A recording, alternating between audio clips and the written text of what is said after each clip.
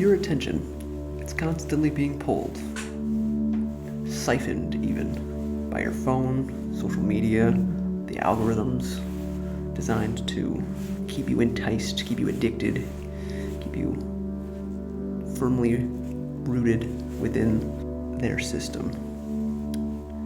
And over time, that constant pulling, the scattering of your very limited and very valuable attention eventually seeps into the rest of your life. So in yoga, there's a concept called the Drishti.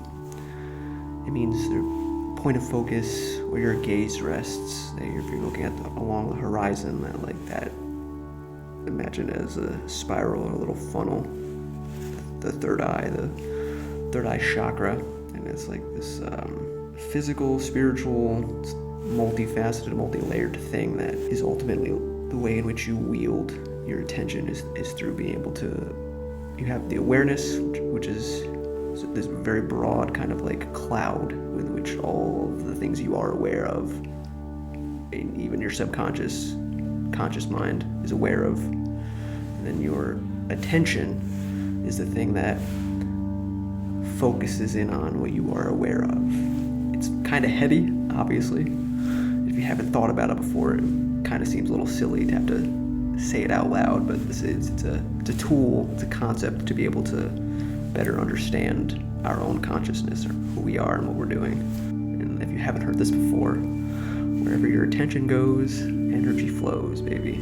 It's just the name of the game, that what you are, if your attention was like water, you would be pouring it into a bunch of different cups or vessels, and that those vessels are the things in your life that you're giving your attention to. So, if your attention is constantly fragmented, so too shall your life be fragmented.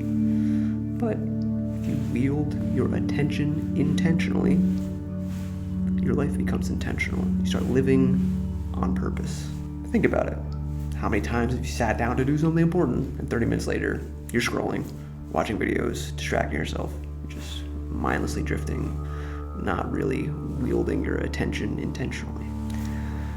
It's not necessarily laziness, it's just that you've built up the habits and patterns of behavior that you're constantly feeding into because of the dopamine and the systems, social media, your phone, the apps on your phone are very specifically designed to work against your psychology, or in a way with your psychology, but to your detriment, not to your benefit.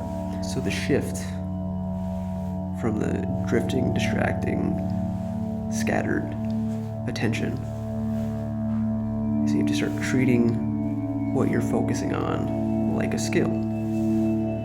It's like being fully present whenever you're doing anything. Basically just the simplicity of mindfulness, that like simple but not necessarily easy.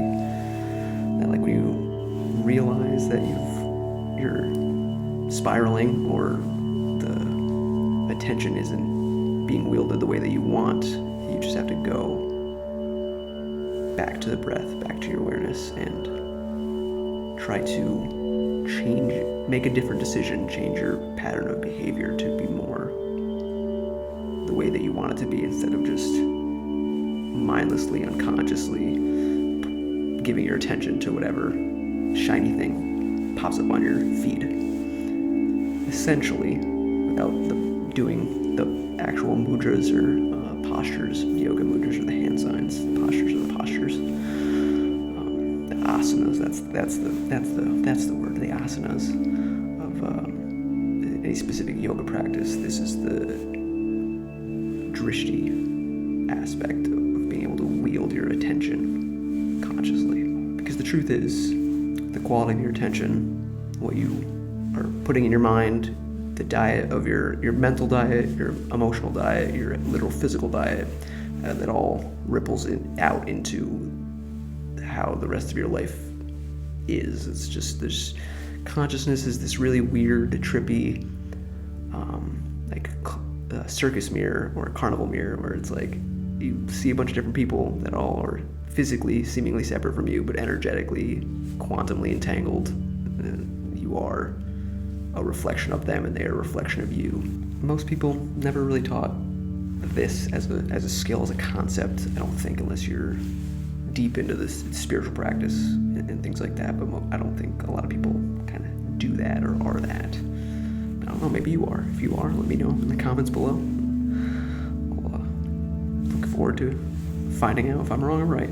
So that's one of the core things that I work on with clients, with people, is helping them take back control of their attention and live more intentionally.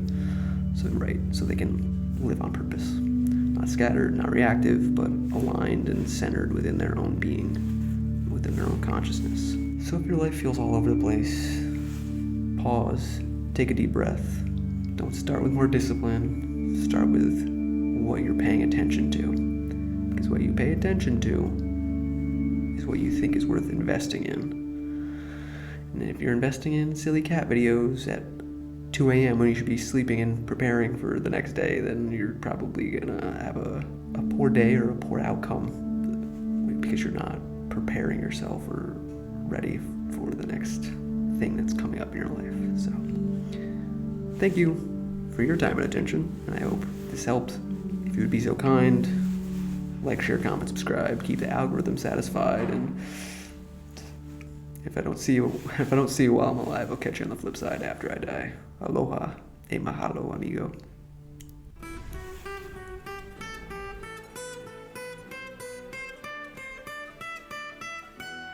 How can it be